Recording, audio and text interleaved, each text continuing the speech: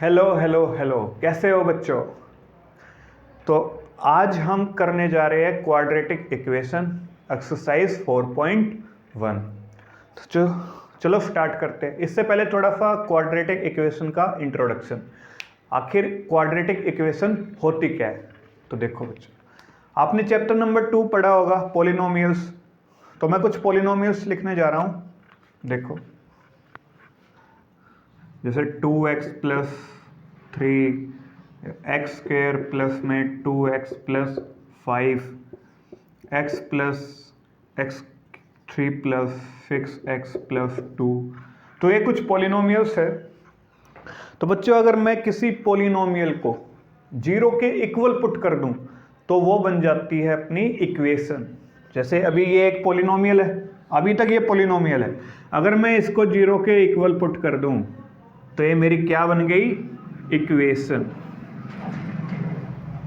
ये बन गई इक्वेशन। हमें पढ़नी है क्वाड्रेटिक इक्वेशन। क्या पढ़नी है, क्वाड्रेटिक इक्वेशन। तो आपको पॉलिनोमियल वाले चैप्टर में डिग्री निकालना भी सिखाया गया होगा। कैसे निकालते हैं पॉलिनोमियल की डिग्री। जो x की हाईएस्ट पावर होती है, जो हमारे वेरिएबल की हाईएस्ट पावर होती है, वो पॉलिनोमियल की डिग्री होती है। जैसे इस पॉलिनोमियल में x की हाईएस्ट पावर क्या है, 1, तो इसकी डिग्री कितनी होगी, 1। ठीक है। इस पॉलिनोमियल में x की हाईएस्ट पावर कितनी है, 2, तो इसकी डिग्री कितनी होगी, 2। इसमें हाईएस्ट पावर 3 है तो इसकी डिग्री 3। ठीक है।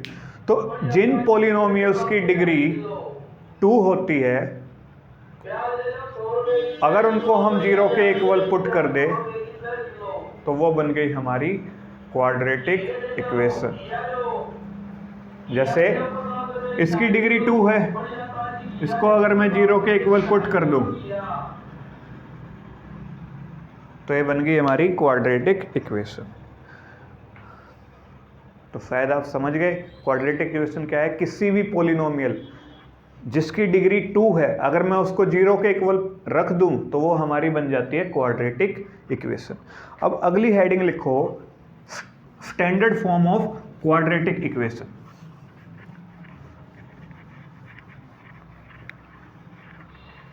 क्वाड्रेटिक इक्वेशन की स्टैंडर्ड फॉर्म देखो।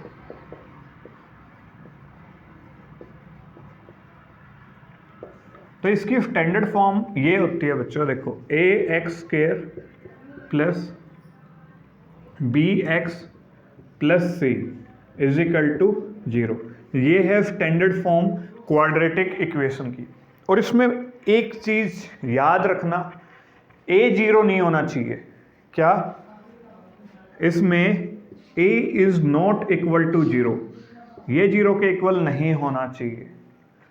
अगर ये जीरो है, ए जीरो है, तो ये क्वाड्रेटिक इक्वेशन ही नहीं है। ठीक है। तो चलो स्टार्ट करते बच्चों हम अपनी एक्सरसाइज 4.1।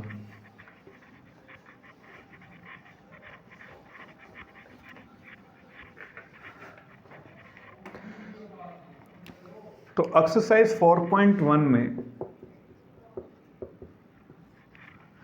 क्वेश्चन नंबर 1 हमारा है, check whether the following are quadratic equation और नॉट। ठीक है।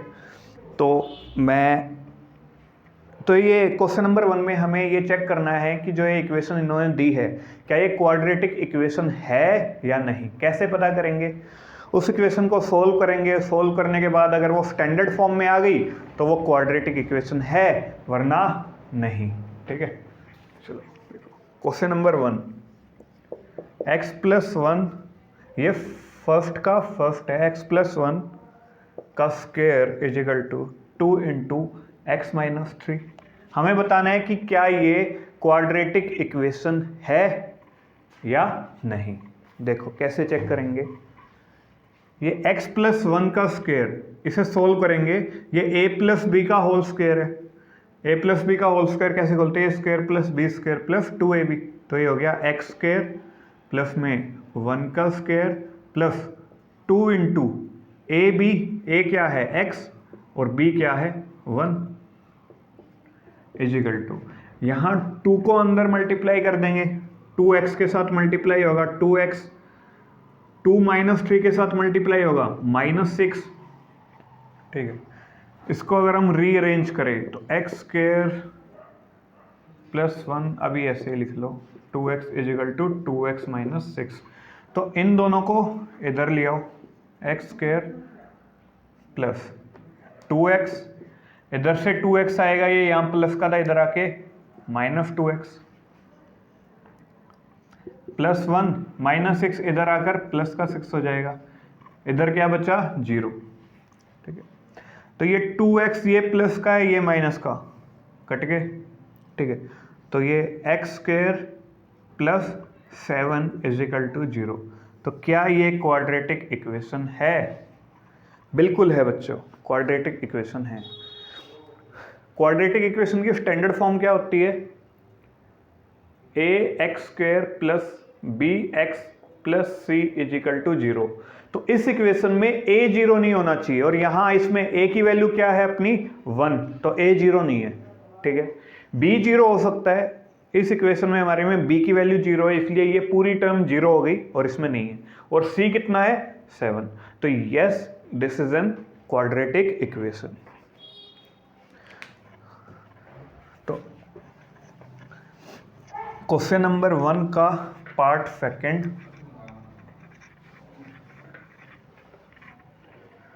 देखो x² - 2x = -2 × 3 - x, ठीक है। तो x² - 2x, इसको मैं अंदर मल्टीप्लाई करूंगा, -2 3 से मल्टीप्लाई होगा, -6, -2 - x से मल्टीप्लाई होगा, प्लस का 2x, ठीक है। प्लस का 2x इधर आ गया, तो ये क्या हो गया, ये यहाँ है ही पहले -2x, ये +2x इधर आ जाएगा, माइनस का 2x, और -6 इधर आ जाएगा, तो +6 = 0। यहाँ क्या बचा 0। तो x², ये बन गया माइनस का 4x + 6 = 0। तो क्या ये स्टैंडर्ड फॉर्म है हमारी क्वाड्रेटिक? मैच करो इससे, तो this is a quadratic equation.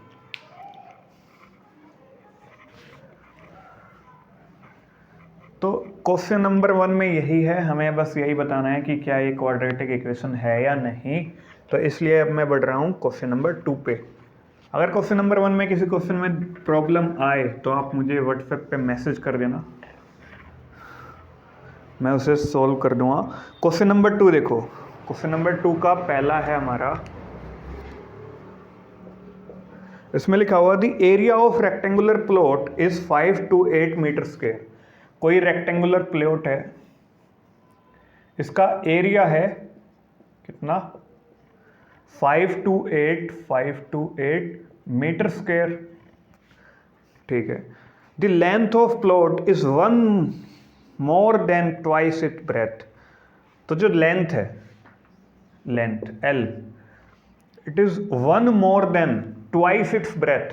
मान लो इसकी लेंथ L है और ब्रेथ B, तो इसकी लेंथ ब्रेथ के ट्वाइस की एक ज़्यादा है, मतलब ब्रेथ को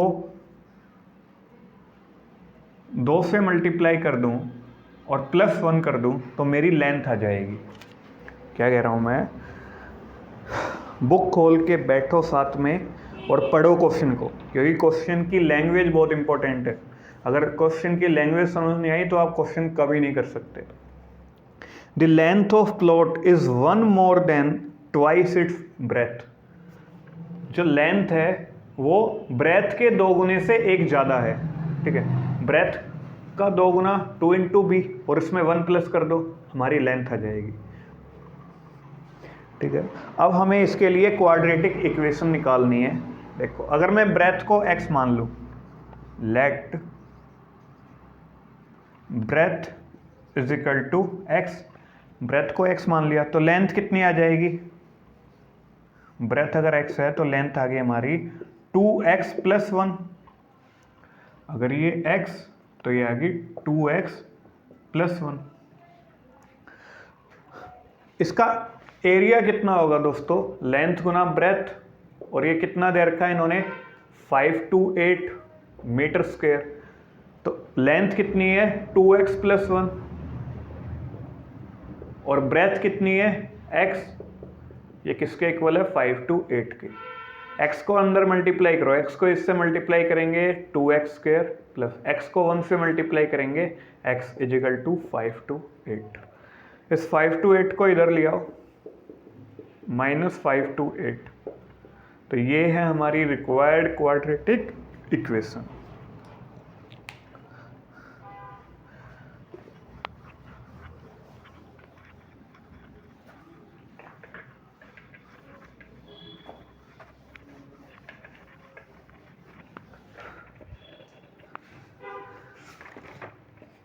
क्वेश्चन नंबर 2 देखो, the product of 2 consecutive positive integer is 306। We need to find the integer. Book में क्वेश्चन जरूर पढ़ो, क्वेश्चन बहुत इंपॉर्टेंट है। कंसेक्यूटिव पॉजिटिव इंटीजर्स कौन से होते हैं, कंसेक्यूटिव नंबर्स कौन से होते हैं?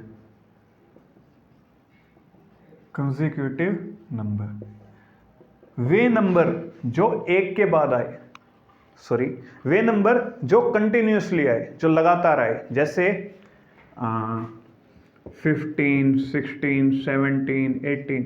तो ये कंटिन्यूसली चलते चले जा रहे हैं, तो इन्हें कहते हैं हम कॉन्जिक्यूटिव नंबर।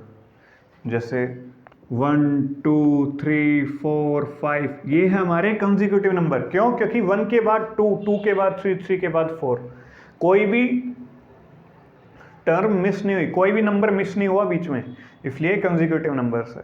ठीक है, तो कोई भी 2 कंजिक्यूटिव नंबर्स जिनका प्रोडक्ट 306 है, तो हमें वे इंटीजर्स फाइंड करने हैं। देखो, तो let first number is x। पहला नंबर हमारा x है, तो सेकंड नंबर क्या होगा? Second number x + 1। क्यों? क्योंकि ये कंसेक्यूटिव नंबर है, कंसेक्यूटिव नंबर। मान लो अगर x 15 है, तो इसके बाद आने वाला नंबर 16 ही तो होगा। यही होते हैं कंसेक्यूटिव, जो एक के बाद एक आए। ठीक है, जो कंटिन्यू चलते रहे, जिनमें बीच में कोई ब्रेक ना हो, वे हमारे कंसेक्यूटिव नंबर होते हैं। तो x + 1, अगर क्वेश्चन कह रहा है इन दोनों की अगर मैं प्रोडक्ट कर दूं, फर्स्ट नंबर की और सेकंड नंबर की, तो 306 आंसर आएगा। तो फर्स्ट नंबर हमारा क्या है x, सेकंड नंबर है x + 1, इन दोनों की प्रोडक्ट की आंसर कितना आएगा 306। अब देखो x को अंदर मल्टीप्लाई करूं, x से मल्टीप्लाई होगा x², x 1 से मल्टीप्लाई होगा x = 306। तो ये हमारी बन गई क्वाड्रेटिक इक्वेशन, हमें यही बनानी थी।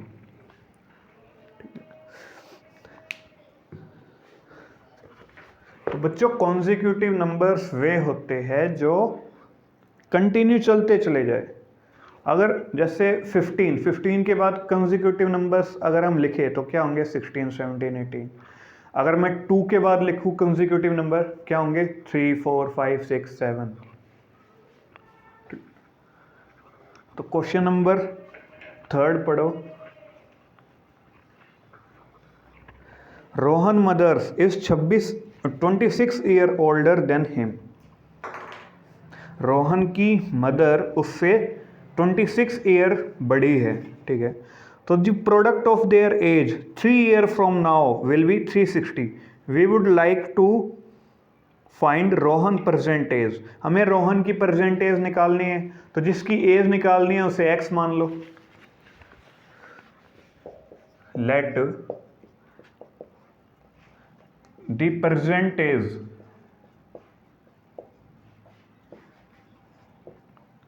Of Rohan is x। हमने रोहन की परसेंटेज x मान ली। अब हमें पता है उनकी मदर उससे 26 ईयर ओल्ड बड़ी है, तो उसकी मदर की एज कितनी हो जाएगी? Present age of Rohan mother Rohan's mother कितनी हो जाएगी, x प्लस 26। क्यों? क्योंकि वो रोहन से 26 ईयर ओल्डर है। ठीक है, तो आज से 3 साल बाद, ये प्रेजेंट एज है, प्रेजेंट एज रोहन की x, प्रेजेंट एज रोहन की मदर की x प्लस 26। आज से 3 साल बाद रोहन की एज क्या होगी, x प्लस 3, और इसकी मदर की एज क्या होगी, x प्लस 29। मैंने 26 में 3 प्लस कर दिया तो 29। तो ये है रोहन के मदर की 3 साल बाद एज, और ये है रोहन की 3 साल बाद एज। अगर मैं इनका प्रोडक्ट कर दूं, अगर मैं इन दोनों का प्रोडक्ट कर दूं तो आंसर कितना आएगा, 360।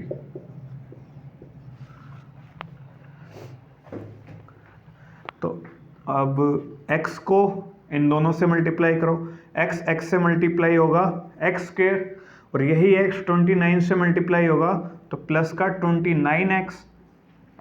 ठीक है, अब 3 को दोनों से मल्टीप्लाई करेंगे, 3 को x से मल्टीप्लाई करेंगे प्लस 3x, 3 को 29 से मल्टीप्लाई करेंगे, 3 9 जा 27, 3 2 जा 6 7 8, 87 इज इक्वल टू 360।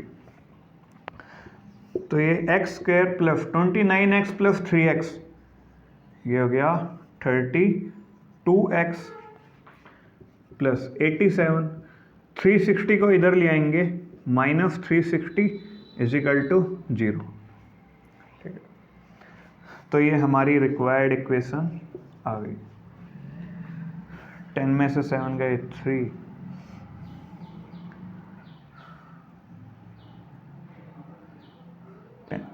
10 में से 7 गए 3, 35 में से 27, सॉरी ये माइनस का होगा, इज इक्वल टू 0। तो ये है हमारी रिक्वायर्ड इक्वेशन।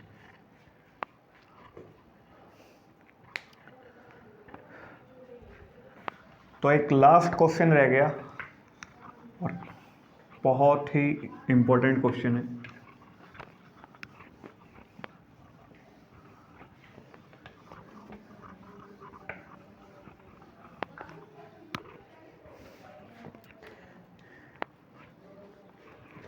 एक ट्रेन डिस्टेंस ट्रेवल करती है 480 किलोमीटर का, ठीक है, with a uniform speed. Uniform speed मतलब वो स्पीड जो चेंज ना हो, एक ही स्पीड से चलती जाए। ठीक है, तो एक ट्रेन यूनिफॉर्म स्पीड में से 480 किलोमीटर डिस्टेंस ट्रेवल करती है। ठीक है, अगर हम ट्रेन की स्पीड 8 किलोमीटर पर आवर से घटा दे तो वो 3 घंटे ज़्यादा लेती है 480 किलोमीटर चलने में। देखो, तो बताओ ट्रेन की स्पीड क्या होगी, ये क्वेश्चन है। मान लो let the speed of train is equal to x। Train की स्पीड x है, x स्पीड पे वो इतना डिस्टेंस ट्रेवल कर रही है। ठीक है, हमने उसकी स्पीड घटा दी। ठीक है, उसकी स्पीड अगर मैं डिक्रीज कर दूंगा तो अब उसकी स्पीड कितनी हो जाएगी, न्यू स्पीड कितनी आएगी, न्यू स्पीड उसकी आएगी x माइनस 8। ठीक है, लेकिन डिस्टेंस तो उसे अब भी इतना ही ट्रेवल करना है 480 किलोमीटर। ठीक है, तो जब वो x स्पीड पे 480 किलोमीटर ट्रेवल कर रही है और जब x माइनस 8 की स्पीड पे वो 480 किलोमीटर माइनस ट्रेवल कर रही है, तो दोनों में 3 आवर का डिफरेंस है। देखो, यहां से टाइम अगर मैं निकालूं क्या आएगा, टाइम का फॉर्मूला क्या होता है, डिस्टेंस अपॉन स्पीड। ठीक है, तो डिस्टेंस कितना हमारा, यहाँ टाइम आएगा 480 अपॉन में x, और यहाँ टाइम कितना आएगा 480 अपॉन में x माइनस 8। कोई दिक्कत नहीं यहाँ तक। देखो, ट्रेन एक बार 480 किलोमीटर x स्पीड से जा रही है और एक बार 480 किलोमीटर x माइनस 8 की स्पीड से जा रही है, तो यहाँ का टाइम कितना आया 480 अपॉन x, और यहाँ का टाइम कितना है 480/x-8। Distance upon speed, distance upon speed, ठीक है। अब समझो जितना टाइम यहाँ लग रहा था ट्रेन को, यहाँ उससे 3 घंटे ज़्यादा लग रहे हैं। कितने? 3 घंटे यहाँ पे। मतलब अगर मैं इन दोनों टाइम को माइनस कर दूं तो आंसर क्या आएगा? 3 आवर। नहीं समझे? देखो समझो, तुम एक पार्टी में गए 2 बजे 2 PM, दोपहर में तुम पार्टी में गए, ठीक है, और तुम्हारा दोस्त तुमसे 3 घंटे लेट पहुंचा। वो तो कितने बजे पहुंचेगा पार्टी में? वो 5 PM पे पहुंचेगा, ठीक है। वो तुमसे 3 घंटे लेट है। तो अगर मैं इसके टाइम और इसके टाइम को माइनस कर दूँ, 5 - 2 कितना आया? 3। जितने घंटे वो लेट था, जितना टाइम वो लेट था, वही आएगा, ठीक है। ऐसे ही अगर मैं इस टाइम और इस टाइम को माइनस कर दूं तो आंसर कितना आएगा? 3, क्योंकि दोनों में डिफरेंस कितने का है? 3 आवर का। तो इनमें से बड़ा टाइम कौन सा है? बड़ा टाइम कौन सा आएगा? ये वाला। क्यों? क्योंकि इसने यहाँ पे टाइम ज़्यादा लिया है, स्पीड कम हो गई है तो यहाँ टाइम ज़्यादा लगेगा, तो ये वाला टाइम बड़ा है। तो 48/x-8 माइनस में 48/x, ये वाला टाइम माइनस ये वाला टाइम इजिकल टू 3।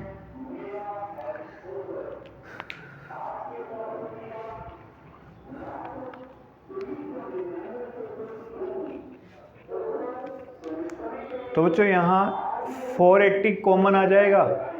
480 मैंने कॉमन ले लिया, अंदर बचा 1/x-8 minus 1/x is equal to 3, ठीक है। 480, यहाँ एलसीएम कितना आएगा? x इंटू x-8, यहाँ आ जाएगा x - 8 इजिकल टू 3।